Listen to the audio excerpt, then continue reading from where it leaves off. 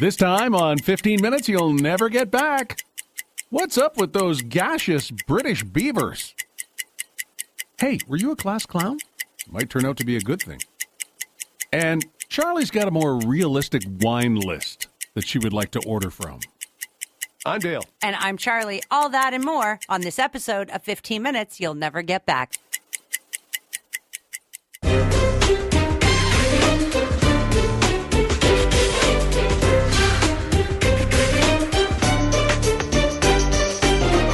Housewives franchise. How many are there? Bazillion. There was even the Real Housewives of Toronto, which I really enjoyed because it just had a little bit of that sort of familiar locality, you know, with regards to trips to Muskoka. And I still say you and your friends could pull off the Real Housewives of Innisfil. Coming soon. You just wait. But with that, the Real Housewives franchise is not only here to make us feel better with mindless entertainment, it can now get us drunk. Awesome. The series has launched a Real Housewives wine collection. So the venture is in celebration of the Real Housewives of Salt Lake City, which could be interesting. Wait a minute. So they release a wine collection for the Real Housewives of Salt Lake City, which is basically in Utah, which is Mormon territory, right, which is full of non-drinkers. Which is why I said this could be interesting. So I think this is the latest city to be franchised, and it premieres on November 11th. So according to People Magazine, there are 3 flavors. You know, there's your white, there's your red, there's your rosé. They actually come in bundles of 2, 3, or 6, and you can order them online. I do have the link up at 1075koolfm.com. But for me, I look for a bottle that speaks to me. Okay? It's usually the open one. The best and most honest wine labels for mom include... Yep. I'm out of coffee.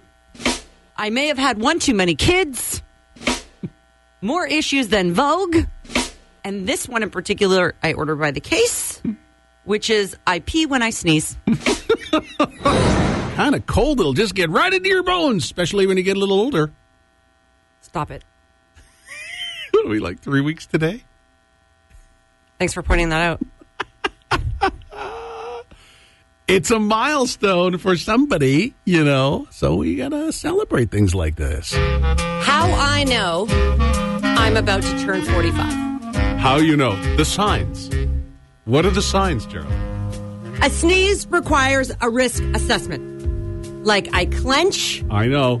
You know, like I'm diffusing a bomb.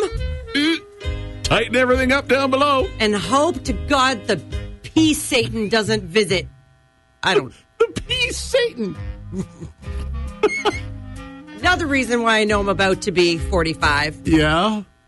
My knee sounds like bubble wrap cracking like at a rage Oh, room. yeah. Just like I'm standing right now Squat down, because like, my knee hurts. You hear the... Right. I need silence now like I needed attention when I was 16. Sex requires a warm-up stretch and then like post-care. Okay? like, honey, grab the heating pad and cancel tomorrow. Okay. I could have taken Tylenol. My bladder, I'm sure you can relate, has like a personal vendetta. Sure it does. Right? Against sure it me. does. All right. Yep. My skincare routine is like longer than my resume. Serum, oils, I got creams, I've got hope, delusion, all in like 8 bottles. Oh. Waiting. Dream on. This one. Mm-hmm. This, like, I've had sex where my body makes noise that I didn't authorize. Happy birthday to me! Will you still need me? Will you still feed me when I'm 45? So I feel like I already know the answer to this. But were you the class clown? Was I the class clown? Yes, most definitely I was. Well, Yeah. how about this? What? New research is suggesting that the class clown may be more intelligent than the other students. Oh, I knew that too. Oh, okay. This is you just know this in your hearts of hearts, or like you heard this somewhere? I heard it somewhere. So research found that funny kids often have better verbal, reasoning skills, and higher levels of general knowledge. Mm-hmm. The same isn't always true for adults. Uh-oh. My time has run out. Being funny at 40 doesn't necessarily mean you're super smart. And yet I still am. It just means you're a smart. Well, got to remember, you got to be smart. Otherwise, you're just an. New study says that couples that worried about catching COVID-19 during the pandemic may, as a result, be having better coitus than the rest of us. I've noticed something about you, Charlie. What's that? Just the number of stories that are COVID coitus related. You know, it's not my fault. I read it and I report it. That's my job. It's not like I'm just making this stuff up. All right, so they're having better. Yeah, so, without a doubt, we know that this pandemic has gone two ways for relationships. We've reported on numerous stories about this, right? Mm-hmm. Where a lot of people are having really epic coitus because the pandemic has brought them closer together. On the flip side, people are just splitting up and getting divorced everywhere. Well, and not only that, you remember right at the very beginning of this whole thing? They were actually saying that, you know what? I'd have to take extra precautions to even get close to your partner. Right, so that was the thing. Oh, man. So the study found that the fear around COVID-19 may have benefited some couples in terms of the coitus life because you then questioned your own mortality, I guess, and there has been links when you question your mortality, it can heighten your sexual desires. Oh, so this is what happens when you feel like you're dying, like death. Right. That must explain those days when I get up after a good night of drinking the night before. Uh-huh. And you got the hangover. Right. And you know what comes along with the hangover? The hangover. Well, on a Wednesday morning, how's about a Charlie fun fact? So up until about 2 days ago, I didn't realize this was a thing. Pigeon racing. You didn't know pigeon racing was a thing? No, I was born in the 80s. Because apparently this is a sport that dates back to the 1800s. I know, but it still goes on. Having said that, a pigeon sells for a record-breaking $1.9 million at auction. What? So, okay, that's a little... For those of you, like me, who are not in the know, pigeon racing, the sport dates back to the 1800s, right? It involves homing pigeons in a shared loft. They are then taken hundreds of miles away from their home, and the first pigeon to return wins. Yeah. Wonder if that works on kids. It's been a fabulous, exciting day of pigeon racing in the quest for the 2020 Golden Bird Bath Stakes. And here they come into the home stretch. It's Flying Feathers still leading the pack. Fantastic form from the front runner. But here comes the closers. Big Beak darting to the inside. Tailwind moving up on the outside. Pace really begins to quicken now. Flying Feathers begins to fall back as Big Beak continues to surge on the inside. Tailwind flattens out. But wait, from the back of the field, here comes Peckerhead with a furious charge. And oh, wait! He stopped to poop on a car. As we reach the wire, it's Big Beak winning the 2020 Golden Bird Bath Stakes. Flying Feathers in place, tailwinds to show, and Peckerhead rounding out the superfecta and ruining somebody's windshield. I've got the itch. You got the itch. I do. I have the... Get cream for that. Thank you. That would be great. I'm all out. The delivery itch.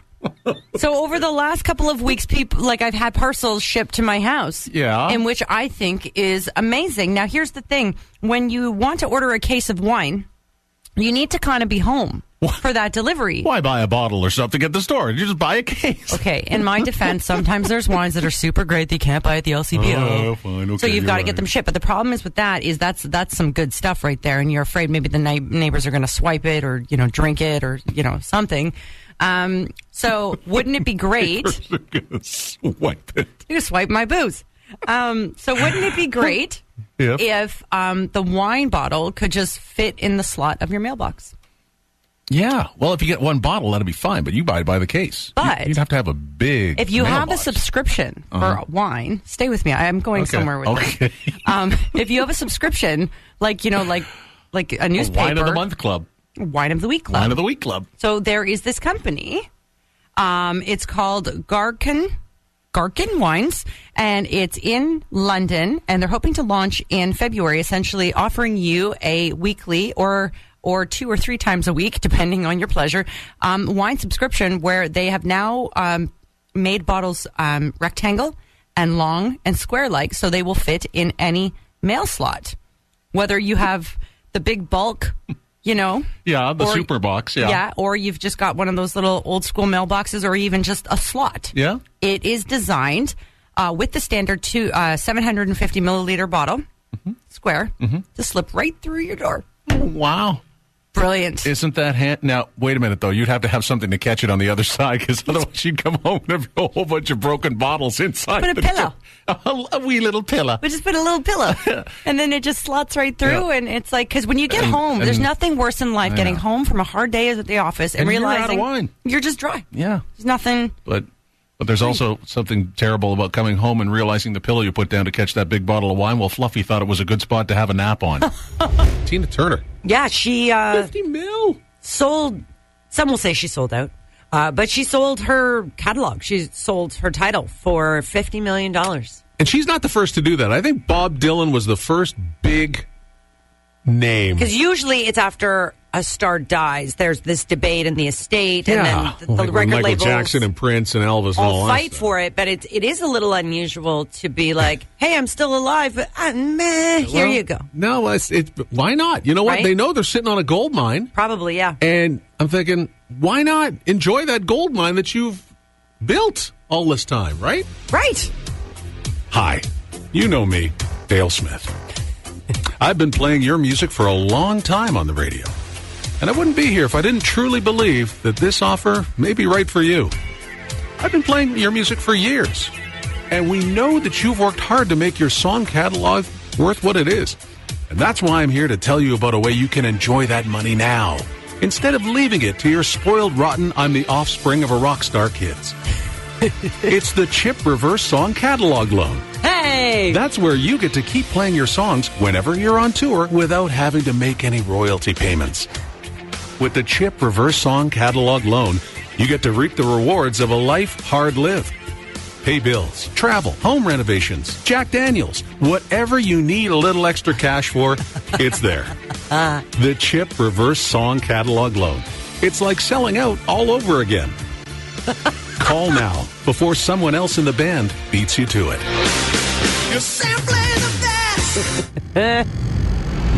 So beavers, we've had them here forever, right?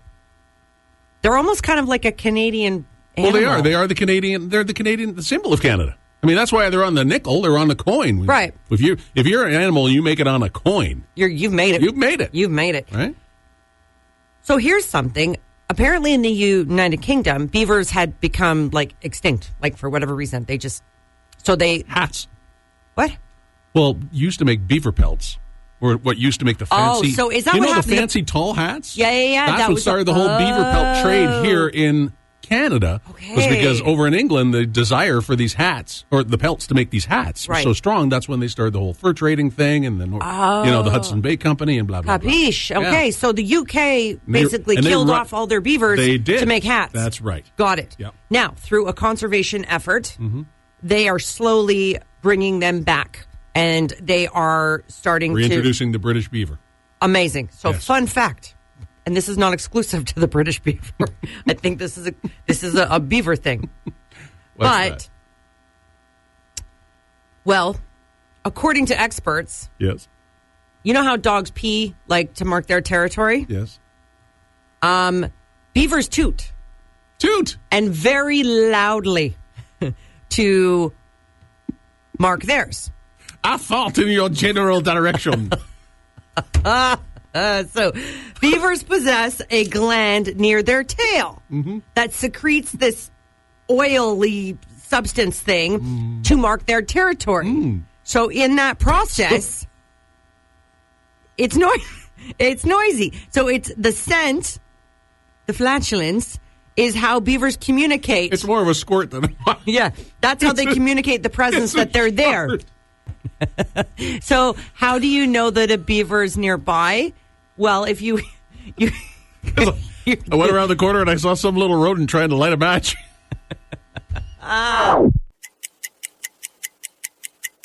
Hey, thanks for spending 15 minutes with us. You know, sometimes that's all it takes. Make sure you subscribe so you never miss an episode. Tell us what you think by leaving a review. Live, if you have to. And feel free to share it so your friends can have a laugh too. Until next time.